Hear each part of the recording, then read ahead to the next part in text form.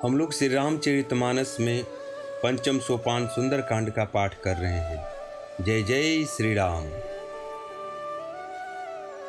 शांत सनातन अप्रमेय प्रमाणों से परे निष्पाप मोक्ष रूप परम शांति देने वाले ब्रह्मा, शंभु और शेष जी से निरंतर सेवित वेदांत के द्वारा जानने योग्य सर्वव्यापक देवताओं में सबसे बड़े, माया से मनुष्य रूप में दिखने वाले, समस्त पापों को हरने वाले, करुणा की खान, रघुकुल में श्रेष्ठ तथा राजाओं की शिरोमणि राम कहलाने वाले जगदीश्वर की मैं वंदना करता हूँ। हे रघुनाथ जी, मैं सत्य कहता हूँ, फिर आप सबके अंतरात्मा ही हैं। सब जानते ही हैं कि मेरे हृदय में दूसरी कोई इच्छा नहीं है। हे रघुकुल श्रेष्ठ, मुझे अपनी निर्भरा अर्थात पूर्ण भक्ति दीजिए और मेरे मन को काम आदि दोषों से रहित कीजिए। अतुल बल के धाम, सोने के पर्वत अर्थात सुमेरु के समान कांति युक्त शरीर वाले दैत्य रूपी वन को ध्वंस करने के लिए अग्नि रूप, ज्ञानियों में अग्रगण्य, संपूर्ण गुणों के निधान, बानरों के स्वामी श्री रघुनाथ जी के प्रिय भक्त पवन पुत्र श्री हनुमान जी को भी मैं प्रणाम करता हूँ। जामवान के सुंदर वचन सुनकर हनुमान जी के हृदय को अत्यंत ही भाए। वे बोले, हे भाई, तुम लोग दुख सहकर कंद मूल फल खाकर तब तक मेरी राह देखना जब तक मैं श्री सीता जी को देखकर लौट न आऊं। काम अवश्य होगा, क्योंकि मुझे बहुत ही हर्ष हो रहा है यह कहकर और सबको मस्तक नवाकर तथा हृदय में श्री रघुनाथ जी को धारण करके हनुमान जी हर्षित होकर चलते हैं। समुद्र के तीर पर एक सुंदर पर्वत था। हनुमान जी खेल से ही अर्थात अनायास ही कूदकर उसके ऊपर जा चढ़े और बार बार रघुवीर का स्मरण करके अत्यंत बलवान हनुमान जी उस पर से बड़े वेग से उछले। जिस पर्वत पर हनुमान जी पैर रखकर चले, जिस पर्वत से वो उछले, वह तुरंत ही पाताल में धंस गया। जैसे श्री रघुनाथ जी का अमोघ बाण चलता है, उसी तरह हनुमान जी हवा की वेग से चले। समुद्र ने उन्हें श्री रघुनाथ जी का दूत समझकर मैनाक पर्वत को कहा कि मैनाक, तू इनकी थकावट दूर करने वाला हो, अर्थात अपने ऊपर इन्हें विश्राम दे। हनुमान जी ने उसे हाथ से छू दिया, फिर प्रणाम करके कहा, भाई, श्री रामचंद्र जी का काम किए बिना मुझे विश्राम कहाँ है। देवताओं ने पवन पुत्र हनुमान जी को जाते हुए देखा। उनकी विशेष बल बुद्धि को जानने के लिए अर्थात उनकी परीक्षा लेने के लिए उन्होंने सुरसा नाम के सर्पों के माता को भेजा। उसने आकर हनुमान जी से यह बात कही, आज देवताओं ने मुझे भोजन दिया है। यह वचन सुनकर पवन कुमार हनुमान जी ने कहा, श्री राम जी का कार्य करके मैं लौट आऊं और सीता जी की खबर प्रभु को सुना दूं, तब मैं आकर तुम्हारे मुंह में घुस जाऊंगा, अर्थात मुझे तुम खा लेना। हे माता, मैं सत्य कहता हूँ, अभी मुझे जाने दे। जब किसी भी उपाय से उसने जाने नहीं दिया, तब हनुमान जी ने कहा, तो फिर मुझे खा ले। उसने योजन भर अर्थात 4 कोस में अपने मुंह को फैलाया। तब हनुमान जी ने अपने शरीर को उससे दुगना बढ़ा लिया। उसने 16 योजन अपना मुख किया। हनुमान जी ने तुरंत ही अपना 32 योजन के शरीर के आकार को कर लिए। जैसे जैसे सुरसा मुख का विस्तार बढ़ाती थी, हनुमान जी उसका दूना रूप दिखलाते थे। उसने 100 योजन अर्थात 400 कोश का मुख किया। तब हनुमान जी ने बहुत ही छोटा रूप धारण कर लिया और वे उसके मुख में घुसकर तुरंत फिर बाहर निकल आए और उसे सिर नवाकर विदा मांगने लगे। उसने कहा, मैंने तुम्हारे बुद्धि बल का भेद पा लिया है, जिसके लिए देवताओं ने मुझे तुम्हारे पास भेजा था। तुम श्री रामचंद्र जी के सब कार्य करोगे, क्योंकि तुम बल बुद्धि के भंडार हो। यह आशीर्वाद देकर वह वहां से चली गई। तब हनुमान जी हर्षित होकर आगे की ओर प्रस्थान किए। समुद्र में एक राक्षसी रहती थी। वह माया करके आकाश में उड़ते हुए पक्षियों को पकड़कर भोजन स्वरूप उसे खा जाती थी। अर्थात आकाश में जो जीव जंतु उड़ा करते थे, वह जल में उनकी परछाई देखकर उस परछाई को पकड़ लेती थी, जिससे वे उड़ नहीं सकते थे और जल में गिर पड़ते थे। इस प्रकार वह सदा आकाश में उड़ने वाले जीवों को खाया करती थी। उसने वही छल हनुमान जी के साथ भी किया। हनुमान जी ने तुरंत ही उसका कपट को पहचान लिया। पवन पुत्र धीर बुद्धि वीर हनुमान जी उसको मारकर समुद्र के पार गए। वहां जाकर उन्होंने वन की शोभा देखी। मधु पुष्प रस की लोभ से भौरे गुंजार कर रहे थे। अनेकों प्रकार के वृक्ष फल फूल से शोभित हैं। पक्षी और पशुओं के समूह को देखकर तो वे मन में बहुत ही प्रसन्न हुए। सामने एक विशाल पर्वत देखकर हनुमान जी भय त्याग कर उसमें दौड़ कर जा पर चढ़े। श्री शिव जी कहते हैं कि हे उमा, हे पार्वती, इसमें वानर हनुमान की कुछ बड़ाई नहीं है। यह प्रभु का प्रताप है जो काल को भी खा जाता है। पर्वत पर चढ़कर उन्होंने लंका देखी। बहुत ही बड़ा किला है, कुछ कहा नहीं जा सकता। वह अत्यंत ऊंचा है, उसकी चारों ओर समुद्र है। सोने के परकोटे अर्थात उसकी चारदीवारी का परम प्रकाश हो रहा है। विचित्र मणियों से जड़ा हुआ सोने का परकोटा है। उसके अंदर बहुत से सुंदर सुंदर घर हैं। चौराहे, बाजार, सुंदर मार्ग और गलियां हैं। सुंदर नगर बहुत प्रकार से सजा हुआ है। हाथी घोड़े खच्चरों के समूह तथा पैदल और रथों के समूहों को कौन गिन सकता है। अनेक रूपों से राक्षसों के दल हैं। उनकी अत्यंत बलवती सेना वर्णन करते नहीं बनती। वन बाग, उपवन, बगीचे, फुलवाड़ी, तालाब, कुएं और बावलियां सुशोभित हैं। मनुष्य, नाग, देवताओं और गंधर्वों की कन्याएं अपने सौंदर्य से मुनियों के भी मनों को मोह लेती हैं। कहीं पर्वत के समान विशाल शरीर वाले बड़े ही बलवान मल्ल पहलवान गरज रहे हैं। वे अनेकों प्रकार के अखाड़ों में बहुत प्रकार से भिड़ते और एक दूसरे को ललकार रहे हैं। भयंकर शरीर वाले करोड़ों योद्धा अत्यंत यत्न करके बड़ी सावधानी से नगर की चारों दिशाओं में सब ओर से रखवाली करते हैं। कहीं दुष्ट राक्षस भैंसों, मनुष्यों, गायों, गधों और बकरों को खा रहे हैं।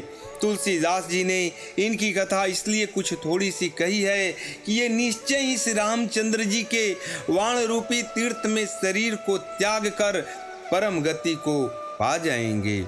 नगर के बहुसंख्यक रखवालों को देखकर हनुमान जी मन ही मन विचार कर रहे हैं कि अत्यंत छोटा रूप धरूं और रात के समय में नगर में प्रवेश करूं। हनुमान जी मच्छर के समान छोटा सा रूप धारण कर नर रूप से लीला करने वाले भगवान श्री रामचंद्र जी का स्मरण करके लंका की ओर चले। लंका के द्वार पर लंकिनी नाम की एक राक्षसी रहती थी। वह बोली, मेरा निरादर करके बिना मुझसे पूछे कहाँ जा रहा है? हे मूर्ख, तूने मेरा भेद नहीं जाना। जहाँ तक जितने चोर हैं वे सब मेरे आहार हैं। महाकपि हनुमान जी ने उसे एक घुस्सा मारा, जिससे वह खून की उल्टी करती हुई पृथ्वी पर लुढ़क पड़ी। वह लंकिनी फिर अपने को संभाल कर उठी और डर के मारे हाथ जोड़कर विनती करने लगी। वह बोली, रावण को जब ब्रह्मा जी ने वरदान दिया था, तब चलते समय उन्होंने मुझे राक्षसों के विनाश की यह पहचान पहले ही बता दी थी। जब तुम बंदर के मारने से व्याकुल हो जाए, तब तू राक्षसों का संहार हुआ जान लेना। हे तात, मेरे बड़े पुण्य हैं जो मैं इस रामचंद्र जी के दूत अर्थात आपको नेत्रों से देख पाई।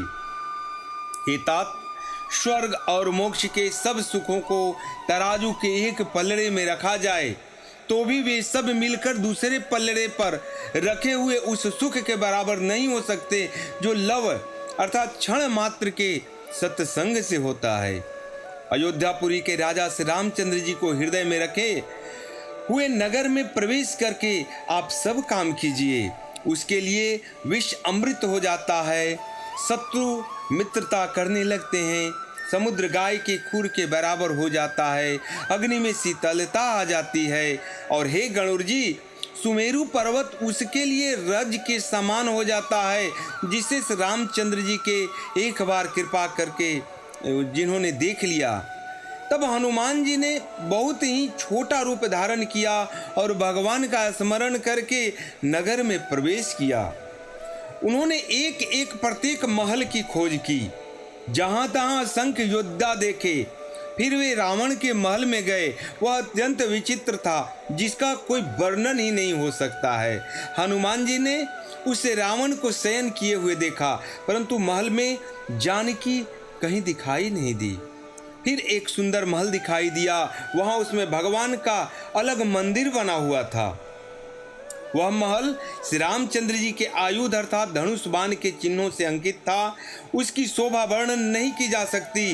वहां नवीन नवीन तुलसी के वृक्ष समूहों को देखकर कपिराज हनुमान जी मन ही मन हर्षित हो रहे हैं। लंका तो राक्षसों के समूह का निवास स्थान है, यहाँ सज्जन साधु पुरुष का निवास कैसे? हनुमान जी मन में इस प्रकार तर्क करने लगे। उसी समय विभीषण जी जाग जाते हैं। विभीषण जी ने राम नाम का स्मरण उच्चारण किया। हनुमान जी ने उन्हें सज्जन जाना और हृदय में हर्षित हुए हनुमान जी ने विचार किया कि इनसे हट करके अपनी ओर से ही परिचय करूंगा, क्योंकि साधु से कार्य की हानि नहीं होती है, प्रत्युत लाभ ही होता है। ब्राह्मण का रूप धरकर हनुमान जी ने उन्हें वचन सुनाए अर्थात पुकारा। सुनते ही विभीषण जी उठकर वहां चले आए, प्रणाम करके कुशल पूछी और कहा कि हे ब्राह्मण देव, अपनी कथा समझाकर कहिए, क्या आप हरि भक्तों में से कोई हैं? क्योंकि आपको देखकर मेरे हृदय में अत्यंत प्रेम उमड़ रहा है। अथवा क्या आप दीनों के प्रेम करने वाले स्वयं श्री रामचंद्र जी ही हैं, जो मुझको बड़भागी बनाने घर बैठे दर्शन देकर कृतार्थ करने के लिए आए हैं? तब हनुमान जी ने श्री रामचंद्र जी की सारी कथा कहकर अपना नाम बताया। सुनते ही दोनों के शरीर पुलकित हो गए और श्री रामचंद्र जी के गुण समूहों का स्मरण करके दोनों के मन प्रेम के आनंद में मग्न हो गए। विभीषण जी कहते हैं, हे पवन पुत्र, मेरी रहनी सुनो। मैं यहाँ वैसे ही रहता हूँ जैसे दांतों के बीच में बेचारी जीव। हे तात, मुझे अनाथ जानकर सूर्यकुल के नाथ श्री रामचंद्र जी क्या कभी मुझ पर कृपा करेंगे? मेरा तामसी राक्षस शरीर होने से साधन और कुछ बनता नहीं, और न मन में श्री रामचंद्र जी के चरण कमलों में प्रेम ही होता है। परंतु हे हनुमान जी, अब मुझे विश्वास हो गया है कि श्री रामचंद्र जी की मुझ पर कृपा है, क्योंकि हरि की कृपा के बिना कभी संत नहीं मिलते। जब श्री रघुवीर जी ने कृपा की है तभी तो आपने मुझे हट करके अपनी ओर से दर्शन दिए हैं। हनुमान जी ने कहा कि हे विभीषण जी सुनिए, प्रभु की यही रीति है कि वे अपने सेवक पर सदा ही कृपा किया करते हैं, प्रेम किया करते हैं। भला कहिए, मैं ही कौन बड़ा कुलीन हूँ? जाति का चंचल बानर हूँ और सब प्रकार से नीच हूँ। प्रातः काल जो हम लोगों बंदरों का नाम ले ले तो उसे उस दिन भोजन भी नहीं मिलता है। हे सखा सुनिए, मैं ऐसा अधम हूँ, पर श्री रामचंद्र जी ने तो मुझ पर भी कृपा ही की है।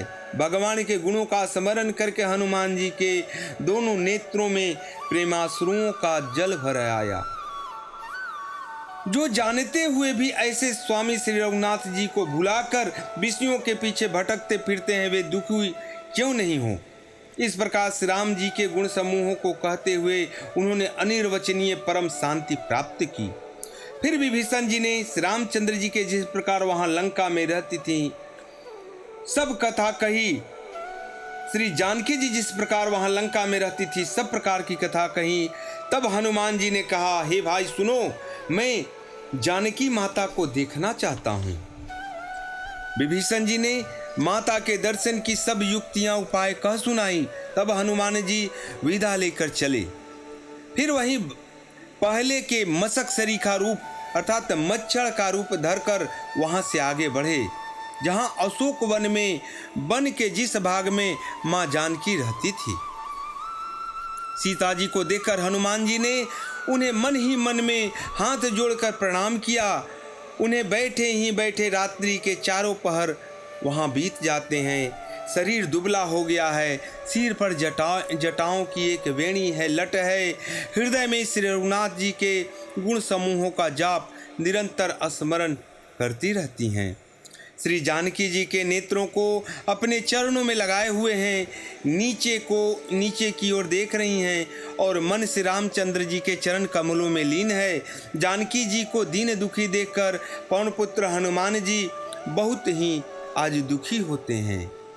हनुमान जी वृक्षों के पत्तों में छिपे रहे और विचार करने लगे कि हे भाई, मैं क्या करूं, इतना दुख मैं कैसे दूर करूं। उसी समय बहुत सी स्त्रियों के साथ लिए सज धज कर रावण वहां आता है। उस दुष्ट ने सीता जी को बहुत प्रकार से समझाया, शाम, दान, भय और भेद दिखलाया। रावण ने कहा कि हे सुमुखी, हे सयानी, सुनो, मंदोदरी आदि सभी रानियों को मैं तुम्हारी दासी बना दूंगा, यह मेरा प्रण है। तुम एक बार मेरी ओर देखो तो सही। अपने परम स्नेही कौशलाधीश रामचंद्र जी का स्मरण करके जानकी जी तिनके की आड़ अर्थात पर्दा करके कहने लगी, हे दसमुख रावण, सुन, जुगनू के प्रकाश से भी कहीं कमली नहीं खिल सकती है। जानकी जी फिर कहती हैं, तू अपने लिए भी ऐसा ही मन में समझ ले। रे दुष्ट, तुझे श्री रघुवीर जी की वाणों की खबर नहीं है। रे पापी, तू मुझे सूने में हर लाया है। रे अधम, निर्लज्ज, तुझे लज्जा भी नहीं आती। अपने को जुगनू के समान और श्री रामचंद्र जी को सूर्य के समान सुनकर और सीता जी के कठोर वचनों को सुनकर रावण तलवार निकालकर बड़े गुस्से में आ गया। सीता, तूने मेरा अपमान किया है, मैं तेरा सिर इस कठोर कृपाण से आज काट डालूंगा, नहीं तो अब भी जल्दी मेरी बात मान ले। हे सुमुखी, नहीं तो जीवन से हाथ आज तुझे धोना पड़ेगा। सीता जी ने कहा, हे दशग्रीव, प्रभु की भुजा जो श्याम कमल की माला के समान सुंदर और हाथी के सूंड के समान पुष्ट और विशाल है, या तो वह भुजा ही मेरे कंठ में पड़ेगी या तेरी भयानक तलवार। रे सठ, सुन, यही मेरा सच्चा प्रण है। सीता जी कहती हैं, हे चंद्रहास तलवार, श्री रघुनाथ चंद्र जी के विरह की अग्नि से उत्पन्न मेरी बड़ी भारी जलन को तू हर ले। हे तलवार, तू शीतल, तीव्र और श्रेष्ठ धारा बहाती है, अर्थात तेरी धारा ठंडी और तेज है। तू मेरे दुखों के बोझ को जल्द हरण कर ले। सीता जी के यह वचन सुनते ही वह मारने के लिए दौड़ा। तब मैं दानव की पुत्री मंदोदरी ने नीति कहकर उसे समझाया। तब रावण ने सब राक्षसियों को बुलाकर कहा कि जाकर सीता को बहुत प्रकार से भय दिखलाओ और उसको समझाओ। यदि महीने भर में यह कहा नहीं मानती तो मैं इसे तलवार निकाल कर काट डालूंगा। यो कहकर रावण अपने महल की ओर लौट गया। यहाँ राक्षसियों के समूह बहुत से बुरे रूप धारण कर सीता जी को भय दिखलाने लगी। उनमें एक त्रिष्टा नाम की राक्षसी थी। उसकी श्री रामचंद्र जी के चरणों में बहुत प्रीति थी और वह विवेक ज्ञान में भी निपुण थी। उसने सबों को बुलाकर अपना स्वप्न सुनाया और कहा, सीता जी की सेवा करके अपनी कल्याण तुम लोग करो। स्वप्न में मैंने देखा कि एक बंदर ने पूरी लंका जला दी, राक्षसों की सारी सेना मार डाली गई। रावण नंगा है और गधे पर सवार है। उसने सिर मुड़े हैं, 20 भुजाएं कटी हुई हैं। इस प्रकार वह दक्षिण यमपुरी दिशा की ओर जा रहा है और मानो लंका विभीषण ने पाई है। नगर में श्री रामचंद्र जी की दुहाई फिर गई। तब प्रभु ने श्री सीता जी को बुला भेजा। मैं पुकार कर निश्चय के साथ कहती हूँ कि यह स्वप्न कुछ ही दिनों बाद सत्य होकर रहेगी। उसके वचन सुनकर वे राक्षसियां डर गईं और श्री जानकी जी के चरणों में गिर गईं। तब इसके बाद वे सब जहां तहां वहां से चली गईं। सीता जी मन में सोच करने लगी कि 1 महीना बीत जाने पर नीच राक्षस रावण मुझे जरूर मार देगा। सीता जी हाथ जोड़कर त्रिजटा से कहती हैं, हे माता, तू मेरी विपत्ति की संगनी है। जल्दी कोई ऐसा उपाय कर जिससे मैं इस शरीर को त्याग दूं। विरह असह्य अब सही नहीं जाती है। अब यह दुस्सह हो गया है। काठ लाकर चिता बनाकर सजा दे हे माता, फिर उसमें आग लगा दे। हे सयानी, तू मेरी प्रीति को त्याग कर दे। रावण की सूल के समान दुख देने वाली वाणी कानों से कौन सुने। सीता जी के वचन सुनकर त्रिजटा ने चरण पकड़कर उन्हें समझाया और प्रभु के प्रताप, बल और सुयश सुनाया। उसने कहा, हे सुकुमारी सुनो, रात्रि के समय आग नहीं मिलेगी। ऐसा कहकर वह अपने महल की ओर चली गई। सीता जी मन ही मन कहने लगी, क्या करूं, विधाता ही विपरीत हो गया। न आग मिलेगी न पीड़ा मिलेगी। आकाश में अंगारे प्रकट दिखाई दे रहे हैं, पर पृथ्वी पर एक भी तारा नहीं आ रही।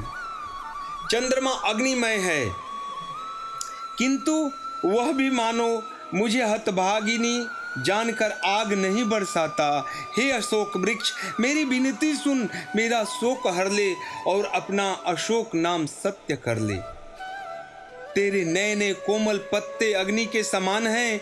अग्नि दे, विरह रोग का अंत मत कर, अर्थात विरह रोगों को बढ़ाकर सीमा तक पहुंचा। सीता जी के विरह से परम व्याकुल देखकर वह क्षण हनुमान जी को कल्प के समान अभी बीत रहा था। तब हनुमान जी ने हृदय में विचार कर सीता जी के सामने अंगूठी डाल दी। मानो अशोक ने अंगार दे दिया। यह समझकर सीता जी हर्षित होकर उठकर उसे हाथ में ले लिया। तब उन्होंने राम नाम से अंकित अत्यंत सुंदर और मनोहर अंगूठी देखी। अंगूठी को पहचानकर सीता जी आश्चर्यचकित होकर उसे देखने लगी और हर्ष तथा विषाद से हृदय में अकुला उठी।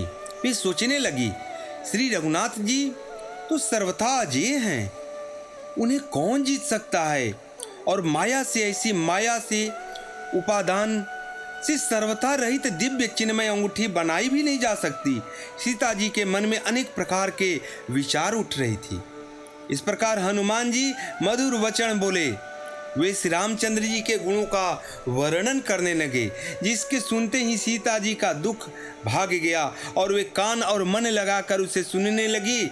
हनुमान जी आदि से लेकर सारी कथा आज कह सुनाई। सीता जी बोली, जिसने कानों के लिए अमृत रूप यह सुंदर कथा कही, वह हे भाई प्रकट क्यों नहीं होते। तब हनुमान जी पास चले आए। उनको देखकर सीता जी फिर कर अर्थात मुड़कर देखी और बैठ गई और मन में आश्चर्य हुआ।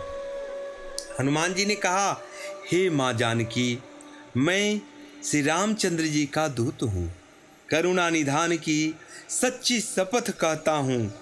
हे माता, यह अंगूठी मैंने ही लाया है। श्री राम जी ने मुझे आपके लिए यह निशानी दी है। सीता जी ने पूछा, नर और बानर संग कैसे हुए। तब हनुमान जी ने जैसे संग हुआ था सब कथा आज सुना दिए। हनुमान जी के प्रेम युक्त वचन सुनकर सीता जी के मन में विश्वास उत्पन्न हुआ। उन्होंने जान लिया कि यह मन वचन और कर्म से कृपा सागर श्री रघुनाथ चंद्र जी का ही दास है। भगवान का जनसेवक जानकर अत्यंत गाढ़ी प्रीति हो गई। नेत्रों में प्रेमाश्रुओं का जल भर आया और शरीर अत्यंत पुलकित हो गया। सीता जी ने कहा, हे तात हनुमान, विरह सागर में डूबती हुई मुझको तुम जहाज के समान दिखे। मैं बलिहारी जाती हूँ। अब छोटे भाई लक्ष्मण सहित घर के शत्रु सुखधाम प्रभु का कुशल मंगल कहो। श्री रघुनाथ जी तो कोमल हृदय और कृपालु हैं, फिर है हनुमान, उन्होंने किस कारण यह निष्ठुरता धारण कर ली है? सेवक को सुख देना उनकी स्वाभाविक वान है। वे श्री रघुनाथ जी क्या कभी मेरी भी याद करते हैं? हे तात, क्या कभी उनके कोमल सांवले अंगों को देखकर मेरे नेत्र अब शीतल होंगे? मुंह से वचन नहीं निकलता, नेत्रों में विरह के आंसुओं का जल भर आया। बड़े दुख से वे बोली, हा नाथ, आपने मुझे बिल्कुल ही भुला दिया। सीता जी को विरह से परम व्याकुल देखकर हनुमान जी कोमल और विनीत वचन बोल रहे हैं। हे माता, सुंदर कृपा के धाम प्रभु लक्ष्मण जी के सहित शरीर से कुशल हैं, परंतु आपके दुख से बहुत दुखी हैं। हे माता, मन में ग्लानि न मानिए, अपने मन को छोटा और दुखी न कीजिए। श्री रामचंद्र जी के हृदय में आपके लिए आपसे दूना प्रेम है। हे माता, अब धीरज धरकर श्री रघुनाथ जी का संदेश सुनिए। ऐसा कहकर हनुमान जी प्रेम से गदगद हो गए। उनके नेत्रों में प्रेम आंसुओं के आज जलधारा बह रही थी। हनुमान जी बोले, श्री रामचंद्र जी ने कहा है कि हे सीते, तुम्हारे वियोग में मेरे लिए सभी पदार्थ प्रतिकूल हो गए हैं। वृक्षों के नए नए कोमल पत्ते मानो अग्नि के समान, रात्रि काल रात्रि के समान, चंद्रमा सूर्य के समान हो गए हैं।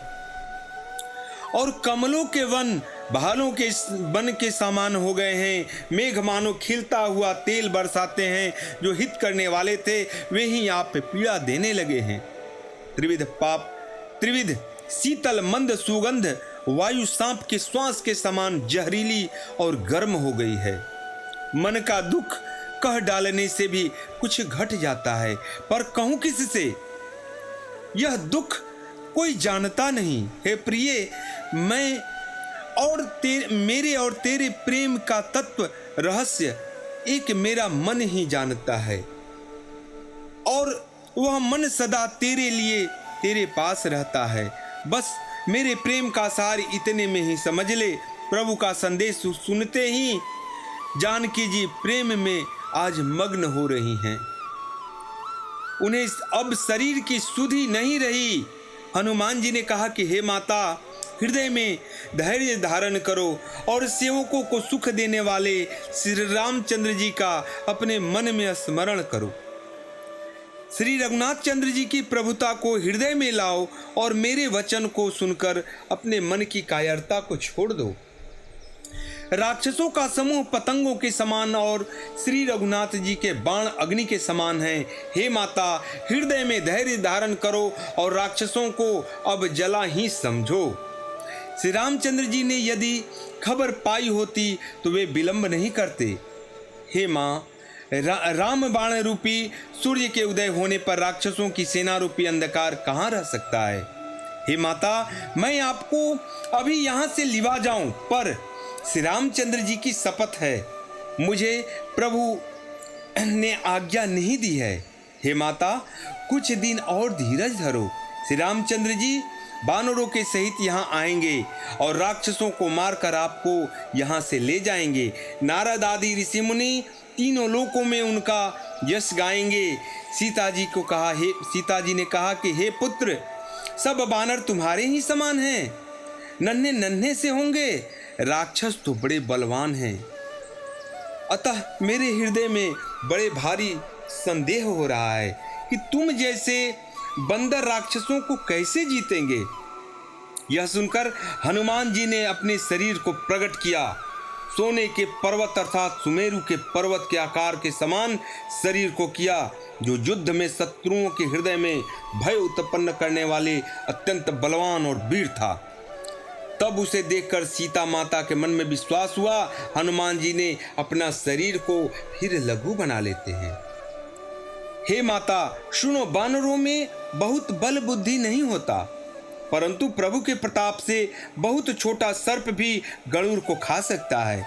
अत्यंत निर्बल और महान बलवान को भी वह मार सकता है। यद्यपि भक्ति प्रताप तेज और बल से सनी हुई हनुमान जी के वाणी सुनकर सीता जी के मन में संतोष हुआ। उन्होंने श्री रामचंद्र जी के प्रिय जानकर हनुमान जी को आशीर्वाद दिया कि हे तात, तुम बल और शील के निधान हो जाओ। हे पुत्र, तुम अजर अर्थात बुढ़ापे से रहित अमर और गुणों के खजाने हो। श्री रघुनाथ जी की तुम पर विशेष कृपा बनी रहे। प्रभु कृपा करें। ऐसा कानों से सुनते ही हनुमान जी पूर्ण प्रेम से मग्न हो गए, नाचने लगे।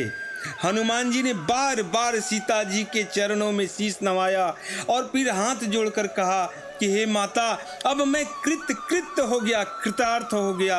आपका आशीर्वाद अमोघ अचूक है, यह बात प्रसिद्ध है। हे माता सुनो, सुंदर फल वाले वृक्षों को देखकर मुझे बड़ी ही भूख लग रही है। सीता जी ने कहा कि हे बेटा सुनो, बड़े भारी योद्धा राक्षस इस वन की रखवाली करते हैं। हनुमान जी ने कहा कि हे माता, यदि आप मन में सुख माने अर्थात प्रसन्न होकर आज्ञा दें तो मुझे उनका कोई भय नहीं है। हनुमान जी को बुद्धि और बल में निपुण देखकर श्री जानकी जी कहती हैं कि जाओ हे तात, श्री रघुनाथ जी के मन में धारण करो, उनके चरणों को हृदय में रखकर आज मीठे फल का स्वाद लो अर्थात चखो। वे सीता जी के सिर नवाकर चले और बाग में घुस गए, फल खाए और वृक्षों को तोड़ने लगे। वहां बहुत से योद्धा रखवाले थे, उनमें से कुछ को मार डाला और कुछ ने जाकर रावण से पुकार की और कहा, हे नाथ, एक बड़ा भारी बंदर आया है। उसने अशोक वाटिका उजाड़ डाली, फल खाए वृक्षों को भी उखाड़ डाला और रखवालों को मसल कर जमीन पर डाल दिया। यह सुनकर रावण ने बहुत से योद्धा भेजे। उन्हें देखकर हनुमान जी गरजने लगे। हनुमान जी ने सब राक्षसों को मार डाला। कुछ जो अधमरे थे चिल्लाते हुए गए। फिर रावण ने अक्षय कुमार को भेजा, वह असंख्य श्रेष्ठ योद्धाओं के साथ लेकर चला। उसे आते देखकर हनुमान जी ने एक वृक्ष हाथों में लेकर ललकारा और उसे मारकर महाध्वनि करते हुए जोरों से गर्जना की। उन्होंने सेना में कुछ को मार डाला और कुछ को मसल डाला और कुछ को पकड़ पकड़ कर धूल में मिटा डाला। कुछ ने फिर जाकर पुकार की कि हे प्रभु, बंदर तो बहुत ही भारी बलवान है। पुत्र का वध सुनकर रावण अत्यंत क्रोधित हो उठा और उसने अपने जेठ पुत्र बलवान मेघनाथ को भेजा। उसने कहा, हे पुत्र, मारना नहीं, उसे बांध लाना। उस बंदर को देखा जाए कि वह कहां से आया है, कौन है। इंद्र को जीतने वाला अतुलित योद्धा मेघनाथ चला। भाई का मारा जाना सुनकर उसके हृदय में बहुत ही क्रोध हो आया। हनुमान जी ने देखा कि अब की भयानक योद्धा आया है। वे उस पर कटकटा कर गरजे और दौड़ पड़े। उन्होंने एक भयानक वृक्ष उखाड़ लिया और उससे उस पर प्रहार किया। लंकेश्वर रावण के पुत्र मेघनाथ को बिना रथ कर दिया। रथ को तोड़कर उसे नीचे पटक दिया। उसके साथ जो बड़े बड़े योद्धा थे उसको पकड़ पकड़ करके हनुमान जी शरीर पे मसलने लगे। उन सबको मारकर फिर मेघनाथ ने से लड़ने लगे। लड़ते हुए वे ऐसे मालूम होते थे मानो दो गजराज अर्थात श्रेष्ठ हाथी आपस में भिड़ गए हों। हनुमान जी उसे ऐसे घुस्सा मारकर वृक्ष पर जा चढ़े। उसको क्षण भर के लिए मूर्छा आ गई अर्थात इंद्रजीत को एक क्षण के लिए मूर्छा आ गया। फिर उठकर उसने बहुत माया रची, परंतु पवन के पुत्र उससे जीते नहीं जा रहे थे। अंत में उसने ब्रह्मास्त्र का प्रयोग किया। तब हनुमान जी ने मन ही मन विचार किया कि यदि ब्रह्मास्त्र को नहीं मानता हूं तो उसकी अपार महिमा ही मिट जाएगी। उसने हनुमान जी को ब्रह्म बाण मारा, जिसके लगने से वे वृक्ष के नीचे गिर पड़े परंतु गिरते समय भी उन्होंने बहुत सी सेना को मार डाली। जब उसने देखा कि हनुमान जी मूर्छित हो गए हैं, तब वह उनको नागफास में बांध कर ले गया। शिव जी कहते हैं कि हे पार्वती, हे भवानी, सुनो, जिनका नाम जप कर ज्ञानी विवेकी मनुष्य संसार मरण और बंधन को काट डालते हैं, उनका दूत कहीं बंधन में बन सकता है क्या? किंतु प्रभु के कार्य के लिए हनुमान जी ने स्वयं को आज बंधन में बंधवा लिया है। जय जय श्री राम। बंदर का बंधा हुआ सुनकर राक्षस दौड़े और कौतुक के लिए तमाशा देखने के लिए सब सभा में चले आए। हनुमान जी ने जाकर रावण की सभा देखी। उसकी अत्यंत प्रभुता ऐश्वर्य कुछ कहीं नहीं जा रही थी। देवता और विशाल दिक्पाल हाथ जोड़े बड़ी विनम्रता के साथ भयभीत हुए सब रावण की भौं ताक रहे हैं, उसका रुख देख रहे हैं। उसका ऐसा प्रताप देखकर भी हनुमान जी के मन में तनिक भी डर नहीं पैदा हुआ। वे ऐसे निशंक खड़े रहे जैसे सर्पों के समूह के बीच में गणुर खड़ा रहते हैं। हनुमान जी को देखकर रावण दुर्वचन कहता हुआ खूब हंसता है। फिर पुत्रवध का स्मरण करते हुए उसके हृदय में क्रोध उत्पन्न हो जाता है। लंकापति रावण ने कहा कि रे बानर, तू कौन है? किसके कहने पर तूने वन को उजाड़ कर नष्ट कर डाला? क्या तूने कभी मेरा नाम और यश कानों से नहीं सुना? रे मूर्ख, मैं तुझे अत्यंत निशंक कठोर देख रहा हूं। तूने किस अपराध से राक्षसों को मारा? रे मूर्ख, बता, क्या तुझे प्राण जाने का तनिक भी भय नहीं है? हनुमान जी ने कहा, हे रावण, सुन, जिनका बल पाकर माया संपूर्ण ब्रह्मांडों के समूहों की रचना कर देती है, जिनके बल से हे दस शीश ब्रह्मा विष्णु महेश क्रमशः सृष्टि का सृजन पालन और संहार कर देते हैं, जिनके बल से सहस्त्र मुख फणों वाले शेष जी पर्वत और वन सहित समस्त ब्रह्मांड को सिर पर धारण कर लेते हैं, जो देवताओं की रक्षा के लिए नाना प्रकार की देह धारण करते हैं, और जो तुम्हारे जैसे मूर्खों को शिक्षा देने वाले हैं, जिन्होंने शिव जी के कठोर धनुष को भी तोड़ डाला और उसी का साथ राजाओं के समूह का गर्भ को भी चूर्ण कर डाला, जिन्होंने खर, दूषण, त्रिशिरा और बाली को मार डाला, जो सब के सब अतुलित बलवान थे, जिनके लेस मात्र बल से तुमने समस्त चराचर जगत को जीत लिया, और जिनके प्रिय पत्नी को तुम चोरी से हर लाए हो, मैं उन्हीं का दूत हूँ। मैं तुम्हारे प्रभुता को खूब जानता हूँ। सहस्त्रबाहु से तुम्हारी लड़ाई हुई थी और बाली से युद्ध करके तुमने यश प्राप्त किया था। हनुमान जी की मार्मिक वचन सुनकर रावण ने हंसकर बात को टाल दी। हे राक्षसों के स्वामी, मुझे भूख लगी थी। सुन, मुझे भूख लगी थी, इसलिए मैंने फल को खाया और वानर स्वभाव के कारण वृक्ष के डाल को तोड़ डाला। हे निशाचरों के मालिक, देह सबको प्रिय होते हैं। कुमार्ग पर चलने वाले दुष्ट राक्षस जब मुझे मारने लगे, तब जिन्होंने मुझे मारा उनको मैंने भी मारा। यह उस पर तुम्हारे पुत्र ने मुझको बांध लिया, किंतु मुझे अपने बांधे जाने का तनिक भी लज्जा नहीं है। मैं तो अपने प्रभु का कार्य के लिए यहाँ पर आया हूँ। हे रावण, मैं हाथ जोड़कर तुमसे आज विनती कर रहा हूँ, तुम अभिमान छोड़कर मेरी सीख सुनो।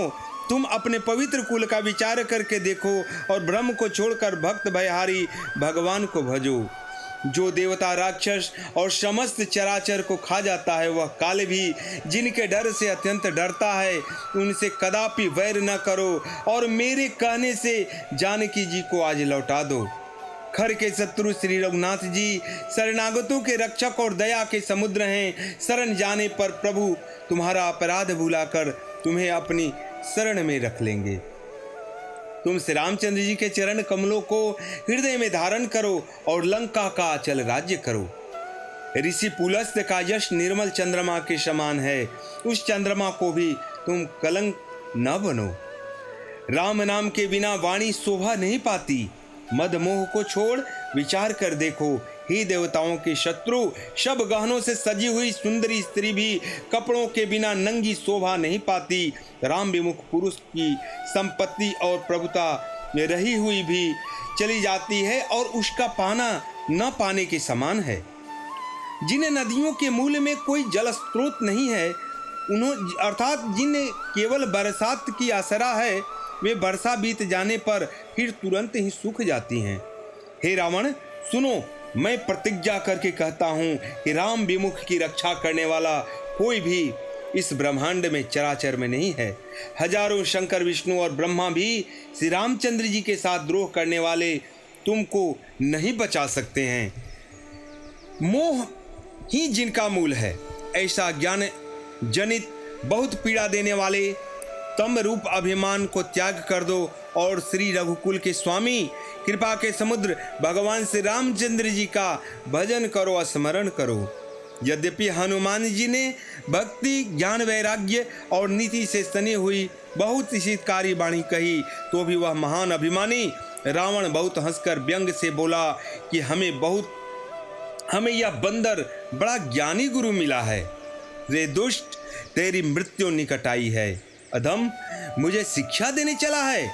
हनुमान जी ने कहा, इसे उल्टा ही होगा, अर्थात मृत्यु तेरी निकट आ गई है, मेरी नहीं। यह मेरा मति ब्रह्म बुद्धि का फेर है, मैंने प्रत्यक्ष जान लिया है। हनुमान जी के वचन को सुनकर वह बहुत ही कुपित हो गया और बोला, अरे इस मूर्ख का प्राण शीघ्र ही क्यों नहीं हर लेते। सुनते ही राक्षस हनुमान जी को मारने के लिए दौड़ते हैं। उसी समय मंत्रियों के साथ वहां विभीषण जी आते हैं। उन्होंने सिर नवाकर और बहुत विनय करके रावण से कहा कि दूत को मारना नहीं चाहिए, यह तो नीति के विरुद्ध है। ही गोसाई, कोई दूसरा दंड दिया जाए। सब ने कहा, भाई यह सलाह उत्तम है। यह सुनते ही रावण हंसकर बोला, अच्छा तो बंदर को अंग भंग करके लौटा दिया जाए। मैं सबको समझा कर कहता हूं कि बंदर की ममता पूंछ पर होती है, अतः तेल में कपड़ा डुबोकर उसे उसकी पूंछ में बांधकर और फिर उसमें आग लगा दो। जब बिना पूंछ का बंदर वहां अपने स्वामी के साथ जाएगा, तब वह मूर्ख अपने मालिक को साथ ले आएगा, जिनकी इसने बहुत बड़ाई की है। मैं जरा उनकी प्रभुता और सामर्थ्य भी तो देखूं। यह वचन सुनते ही हनुमान जी मन ही मन आज मुस्कुराने लगे और सोच रहे कि मैं जान गया, सरस्वती जी ने इसकी बुद्धि भ्रष्ट कर दी है। रावण के वचन सुनकर मूर्ख राक्षस वहीं पूंछ में आग लगाने की तैयारी करना प्रारंभ कर देते हैं। पूंछ को लपेट में इतनी कपड़ा और घी तेल लगा कि नगर में कपड़ा, घी और तेल अब कुछ बचा ही नहीं। हनुमान जी ने ऐसा खेल किया कि पूंछ बढ़ गई, लंबी होती गई। नगरवासी लोग तमाशा देखने लगे। वे हनुमान जी को पैर से ठोकर मारते हैं और उनकी बहुत हंसी करते हैं। ढोल बज रहे हैं, सब लोग तालियां पीट रहे हैं। हनुमान जी को नगर में फिराकर फिर पूंछ में आग लगा दी गई। अग्नि को जलते हुए देखकर हनुमान जी तुरंत ही बहुत छोटा रूप बना लिया। बंधन से निकलकर वे सोने के अटारियों पर चढ़ गए। उनको देखकर राक्षसियों की स्त्री अब बहुत कांपने लगी, भयभीत होने लगी। उस समय भगवान की प्रेरणा से 49 पवन चलने लगा, अर्थात तेज तूफान की तरह हवा चलने लगा। हनुमान जी अट्टहास करके गरजे और आगे बढ़कर आकाश की ओर जाने लगे। देह बड़ा विशाल परंतु बहुत ही हल्की फुर्तीला बनाई और वे दौड़कर एक महल से दूसरे महल पर चढ़ जा रहे हैं। नगर जल रही है, लोग बेहाल हो रहे हैं। आग की करोड़ों भयंकर लपटें झपट रही है, उठ रही है। हाय बप्पा, हाय मैया, इस अवसर पर हमें अब कौन बचाएगा। चारों ओर यही पुकार सुनाई दे रही है। हमने तो पहले ही कहा था यह बानर नहीं है, बानर के रूप में कोई देवता है। साधु के अपमान का यही फल होता है कि नगर अनाथ की तरह जल रहा है। हनुमान जी ने एक ही क्षण में सारी लंका को जला डाली, एक विभीषण का घर नहीं जलाया। शिव जी कहते हैं कि हे पार्वती, जिन्होंने अग्नि को बनाया, हनुमान जी उन्हीं के दूत हैं, इसी कारण वे अग्नि से नहीं जलते। हनुमान जी ने उलट पलट कर एक ओर से दूसरी ओर तक सारी लंका जला दी। फिर वे समुद्र में कूद पड़े। पूंछ बुझाकर थकावट दूर करके और फिर छोटा सा रूप धारण कर हनुमान जी श्री जानकी जी के सामने हाथ जोड़कर जा खड़े हुए। हनुमान जी ने कहा, हे माता, मुझे कोई चिन्ह पहचान दीजिए, जैसे श्री रघुनाथ जी ने मुझे दिया था। तब सीता जी ने चूड़ामणि उतार कर दी। हनुमान जी ने उसको हर्षपूर्वक ले लिया। जानकी जी ने कहा कि हे तात, मेरा प्रणाम निवेदन करना और इस प्रकार कहना कि हे प्रभु, यद्यपि आप सब प्रकार से पूर्ण काम हैं, आपको किसी प्रकार की कामना नहीं है, तथापि दीन दुखियों पर दया करना आपका विरध है। मैं दीन हूँ, अतः उस विरध को याद करके हे नाथ मेरी भारी संकट को दूर कीजिए। हे तात, इंद्रपुत्र जयंत का कथा घटना सुनाना और प्रभु को उनके बाण का प्रताप समझाना, स्मरण कराना। यदि महीने भर में नाथ न आए तो फिर मुझे वे जीते हुए नहीं पाएंगे। हे हनुमान, कहो मैं किस प्रकार अपनी प्राण की रक्षा करूं? हे तात, तुम भी अब जाने को कह रहे हो। तुमको देखकर मेरी छाती ठंडी हो गई थी। फिर मुझे अब वही दिन और वही रात सहन करना पड़ेगा। हनुमान जी ने जानकी को समझाकर बहुत प्रकार से धीरज दिया और उनके चरण कमलों में शीश नवाकर श्री रामचंद्र जी के पास के लिए गमन किए। चलते समय उन्होंने महाध्वनि से भारी गर्जना की, जय जय श्री राम, जिसे सुनकर राक्षसों की स्त्रियों के गर्भ गिरने लगे। समुद्र लांघकर वे इस पार आते हैं और उन्होंने बानरों को किलकिलाकर शब्द हर्ष ध्वनि सुनाया।